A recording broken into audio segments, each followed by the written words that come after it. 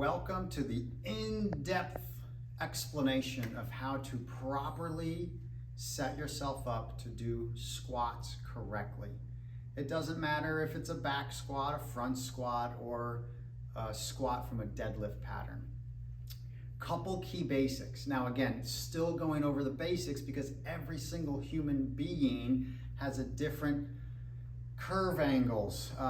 Things are often out of balance with people. If they have an excessively tight right Achilles, we have to mobilize that right Achilles, because if they start that squat and their connective tissue is excessively tight on one side, they're not going to have the range of motion. And so there's a lot of little checkpoints that I look for to help balance people out, because the squat pattern is one of the most powerful patterns and one of my favorite exercises to do.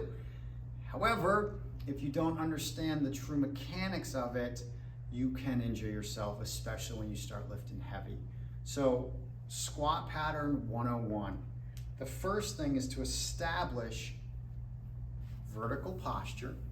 Okay, so I've got a nice little arch in my low back, and the positioning of my weight sits back like I'm sitting down into a chair, and the weight is in my heels. So I often have my clients lift their toes up just to make sure that they position their weight backwards. So step one, positioning during the squat, is weight in the heels, arching in the lower back. Then we want to make sure the stance. A lot of people ask, is it a narrow stance, is it a wide stance? And it actually doesn't matter a ton. What you're looking for is the center of your knee tracking with your middle toe.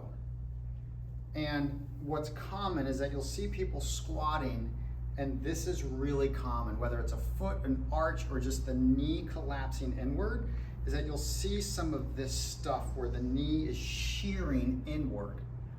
And so we've got to make sure that when we see that happening, we have to cue them to hold that open. I'll even place my hand here so they have to push.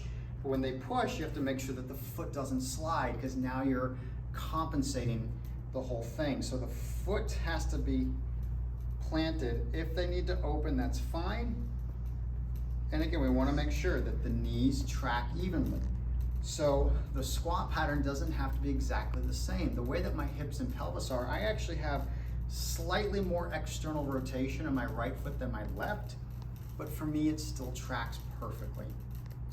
So knee tracking with toes, positioning into the heels, keeping the arch in the low back, and keeping the posture up. If I were to drop a line from my earlobe during the descent, I really want the center of my ear to fall not much more than the center of my foot or the front 1/3. So I don't want to be out in front of my feet. I want to be arched, I want to be vertical. I'm not here, just like that. And that's the squat. And again, it doesn't matter if it's back loaded, front loaded, deadlift. It's holding the arch in the back, weight in the heels, knees track with toes. And then the last little piece is breathing. If you're going to do a limited loading, which means there's not a lot of weight, you want to exhale during the descent. I'm pulling my belly in. This is the whole core series. Pulling my belly in, lifting up on my pelvic floor.